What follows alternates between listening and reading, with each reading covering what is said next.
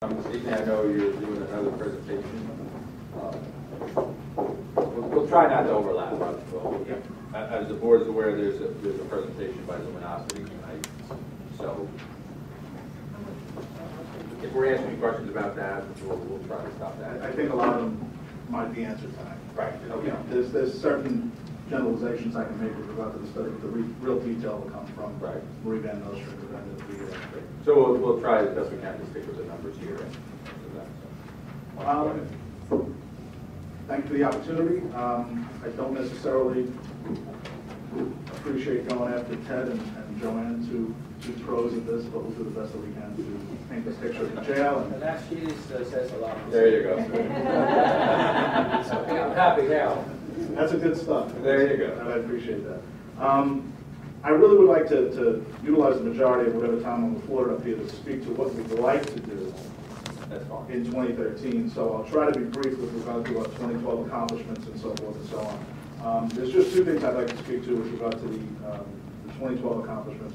One is the fact that we undertook a major, a total kitchen rebuild, if you will.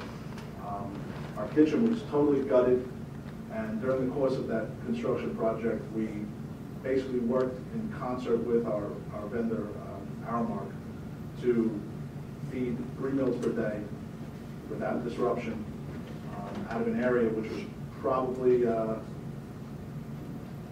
size of my office. It was a real major undertaking. We utilized the resources of Hudson County to prepare our 1 hot meal per day, and then we got permission from the state to get a variance and serve 2 cold meals per day. And we got through a project that lasted the better part of the year with no disruptions, no major complaints, no major issues to deal with from the inmate population. And that was a major undertaking, because anybody that knows anything about running a jail knows that feeding and the timeliness of feeding and the quality of food and the quantity of food is paramount to keeping the place as calm as you possibly can. And that's something that we're pretty proud of. Right now we have a beautiful new kitchen that's operating well. We're maintaining it correctly, making sure it remains clean with service and equipment. We're not going to get the deteriorates around our eyes that the old kitchen did. So we're happy about that. The next thing that I'll jump to is just to touch upon what Freeland Sullivan said, which is the inmate population management study that you, ladies and gentlemen, gave me the ability to commission.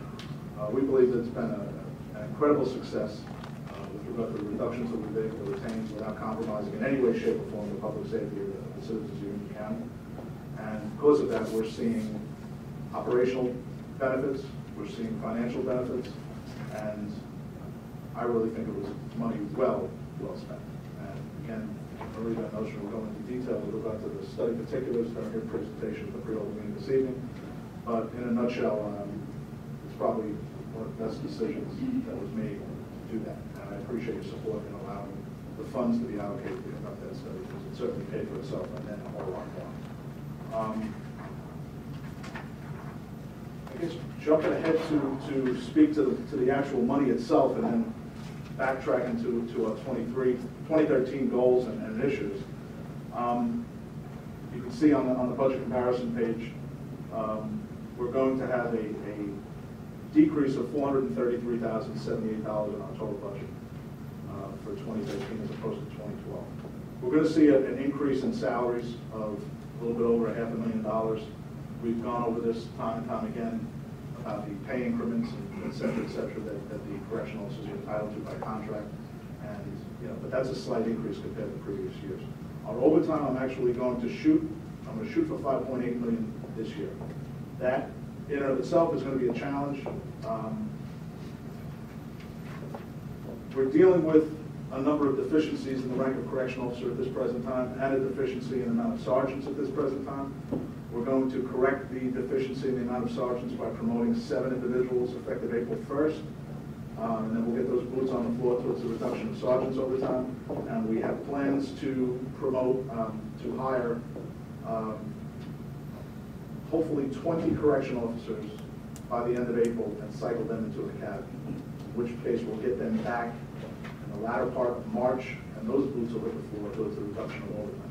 Right now we're projected to do more than 5.8 based upon the first 6 pay periods of the year. But it's my belief, as well as the belief of BB Taylor and the finance folks, that if these pieces fall into place, and we do hire on that schedule, and we do get these employees back from the academy at the completion of their training cycle, that from August onward, we'll be able to see a reduction in the overtime that we're dealing with right now. And we're shooting to come in at, I always shoot to come in below. We're shooting for 5.8. I've never come in above a budget in the 5 years that I've been here. We're shooting for 6 in a row. We're shooting a raw number for 5.8. So that's going to be a challenge in and of itself. But we'll do what we can to chip away at that. One of the things that's helping us deal with the vacancies in the rank of correction officer is the fact that we do have a housing area closed pursuant to our shower renovation project. The reduction of those posts on a daily basis is somewhat offsetting the void in personnel. So it's kind of a give and take. One of the other issues that's helping us out in our operations so far this year is, given the fact that we have a smaller number of prisoners, we're seeing a smaller number of physical assaults and altercations involving staff. So consequently, we're seeing a reduction in line of duty injury overtime. We're seeing a slight increase in federal leave overtime, but there's a significant decrease in line of duty injury overtime based upon a smaller number of prisoners to manage and a lower number of incidents with that smaller number of prisoners so far this year. To jump to the 2013 initiatives and goals, again, I think it goes without saying that we're going to continue the initiatives that have already been successful in regard to the population reduction study and the criminal justice committee that was formed, and the daily and continual evaluation of our population and what it's comprised of. We're also going to continue with our shower renovation project, and we're going to be, when we complete one housing area, we'll be filtering inmates into that housing area, vacate another, and just back and forth until we complete the entire institution. But one thing I'd like to speak to is one of the goals that I have in mind for this coming year, and hopefully it'll pan out and come together, is I want to introduce a video visitation system to the correctional facility. We've all been critical of, we've been criticized for constituents having to wait outside the jail in order to visit their relatives and loved ones incarcerated at the jail. It's a situation that's been going on for years. It's a situation that's bothered me from the day I got here. Elderly, young children, people waiting outside in the cold, in the heat, in the rain. Unfortunately, right now, we don't have the ability to do anything about that right now. Our lobby configuration is such that we can't just pack people into the lobby. It becomes a safety and a health risk if we were to do that. A video visitation system, if it's introduced to the Union County Jail, will serve several benefits. Number one, you won't see those individuals waiting outside in front of the jail. Number two, the number of individuals that would have to come to the jail in order to get those visits will be greatly minimized. People will be able to have a visit from the comfort of their home. Their children wouldn't have to come to the jail. They can sit in front of a computer, they can sit in front of an iPad, they can sit in front of an iPhone and have a visit with an inmate at a designated time. The way that I plan about going about getting this system is, it has a couple of different components to it. We have a telephone contract currently which produces revenue for the jail. Understanding that everybody's coming before you, trying to cut their budgets, trying to save costs, save money, the last thing I'm going to do is ask for money in order to facilitate the installation of a video visitation system. What I want to do is I want to bring on a vendor, which I'm assessing right now, or a type of vendor that I'm assessing right now, through an RFP process that will come in and audit our telephone system to ensure that we're getting the maximum amount of commissions for the use of those telephones.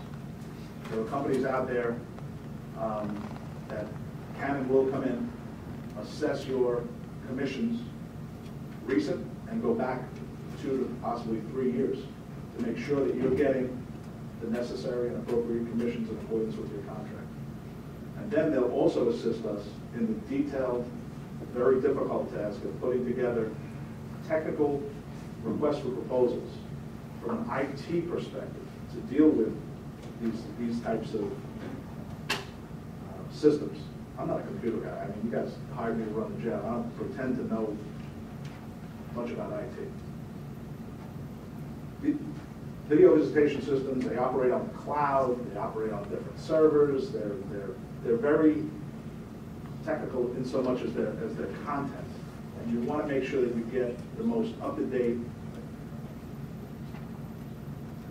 modern equipment, otherwise it's out of date by the time you even finance it, by the time you even pay it off. What I want to do is, number one, make sure that we're getting the appropriate commission rate to our inmate telephone system. And then once we know that, put together an RFP. Instead of getting our inmate telephone system on a state contract, I want to put it out to bid. A successful, responsible bidder would bid me my telephones, the video visitation package, and a jail management package, all inclusive of that bid. And there's installation costs necessary for the video visitation monitors that would have to go into the individual housing units. I'd like to leverage, over the course of a number of years, against the commissions of the inmate telephone contract. I think that's the best way for us to go about obtaining this piece of equipment.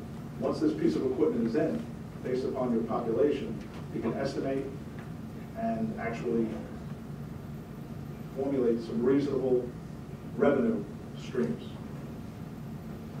You get revenue for the use of this product. In lieu of coming to the jail and having to visit, people can do it from the confines of their home for just about the same price as they would make a phone call.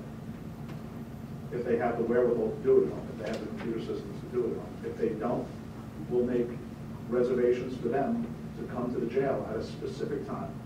And they'll be placed in front of a specific monitor at a specific time in order to have that visit. Meaning, no one will be waiting outside. The security of the jail benefits from that. The constituents would benefit from that because they wouldn't be waiting outside the jail to go through our rigorous and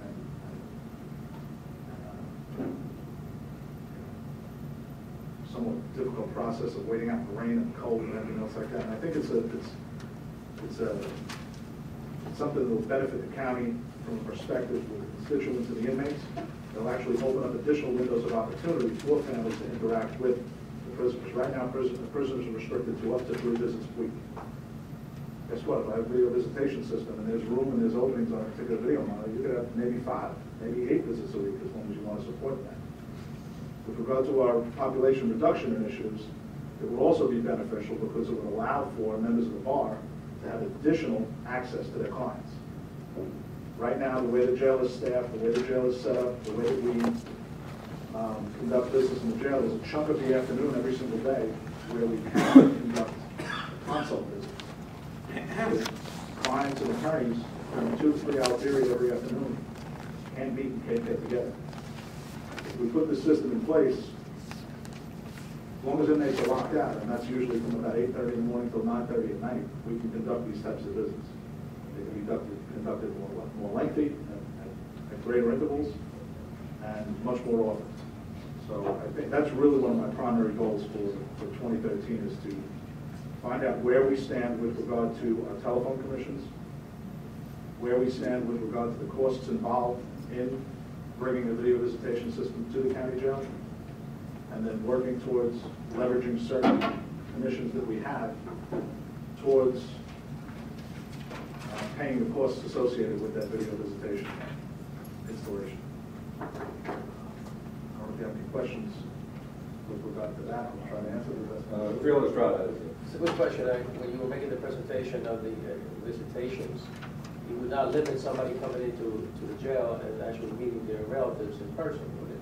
Yeah, well, right now we don't have, we have a booth visit right now. Yes. You effectively sit in front of class. Right. You And would not limit that, would it? Yes, it would. You would. So you would plan to do away with them altogether? Yeah. If I can prevent the necessity of having the public enter the interior perimeter of my correctional institution, I would do that in a minute. It increases the security of correctional institution. You don't have members of the public coming into the institution with absolute certainty. And quite frankly, members of the public would not have to come all the way to the correctional institution in order to have probably a lengthier, maybe a more productive visit. I'll give you an example. We allow no more than 2 individuals to come in and visit a person. If you want to have a video visit from home, you can sit there with a child on your lap, somebody standing behind you, take turns jumping in and out of the conversation. It's not much different than having a booth visit, to be quite honest with you. I mean, if you see the actual product in service, there's a clear television screen right in front which shows a live picture of the individual that you're conversing with. And they would get a very clear picture of the individual, you know, in the jail, right in front of them. Very similar to what they would get in a visit booth. Is this done any place in New Jersey? It's done in Cape May County, Salem County. I don't know of any county jail that really isn't looking at this. It's done in hundreds of jails across the country, hundreds. There's actually, down in Florida, I know of a couple jurisdictions where they actually have I guess a Winnebago-style vehicle that is outfitted, that actually goes to certain identified neighborhoods.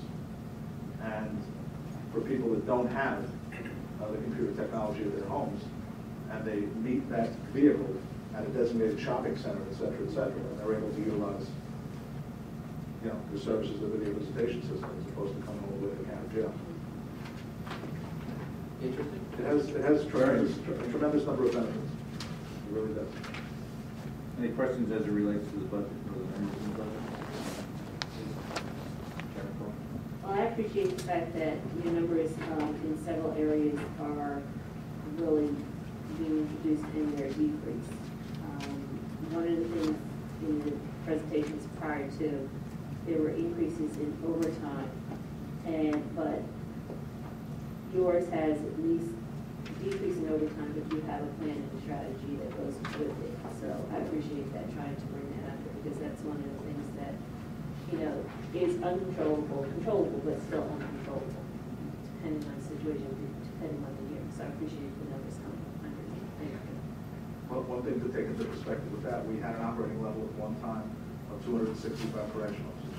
Last year, we made a conscientious decision and went into perspective that we were going to reduce that number. We did through attrition. We dropped that number down by 24 positions. So now we run with a maximum operating level of 241 correctional officers. Right now, we're running in the 220s. We will hire towards the end of May and bring it back up into the 240s by the middle of August.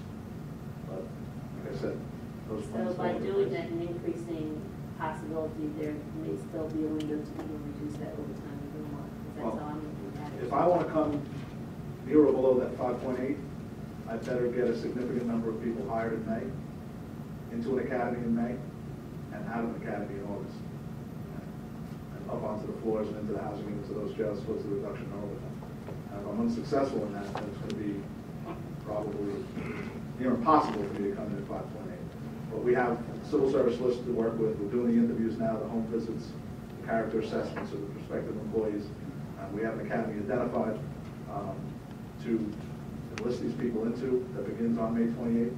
So I don't see any impediments to us doing what we need to do. It's just a matter of getting through the training program. I think we all realize that that number goes down, the T number, it's always been that way. Yeah. So we certainly appreciate your efforts in getting, you know, the number of officers you need to control those numbers. I've sat here for 19 years, and I've lived, some of the people have been around for a while, and that overtime number at the jail has been one that just seems unresolvable. It has been. And thanks to your efforts, and I'm sure some of the things we're going to hear later tonight, you know, I think we all appreciate that we see progress.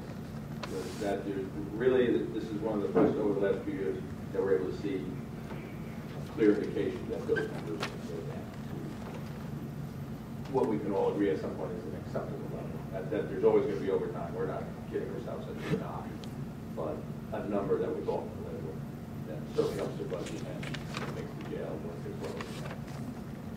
I think we look forward to hearing the presentation on luminosity a little later tonight. Yeah. I'm sorry, Mr. Rosenberg. Thank you. Just so I'm clear, the salary figure that you've got there includes the new hires that you're talking about for May? Yes. See a lot of shaking heads there.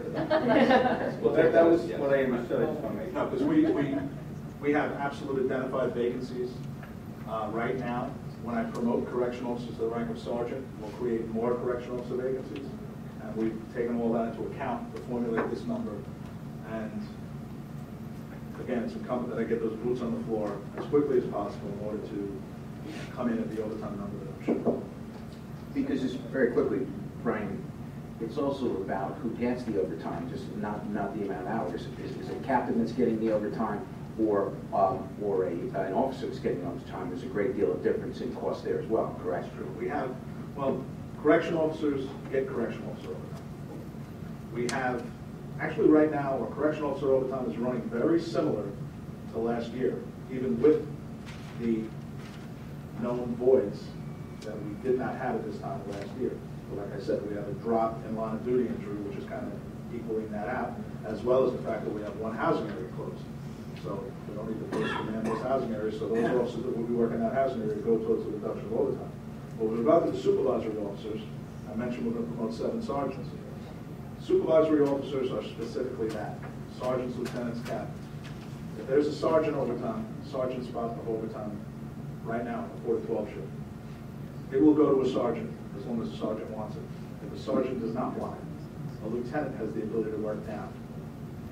If a lieutenant doesn't want it, He's not paid as a he gets sergeant. paid at the lieutenant At rate. his rate. A captain has the ability to work the position as well at a captain's rate if no sergeants and no lieutenants want the job.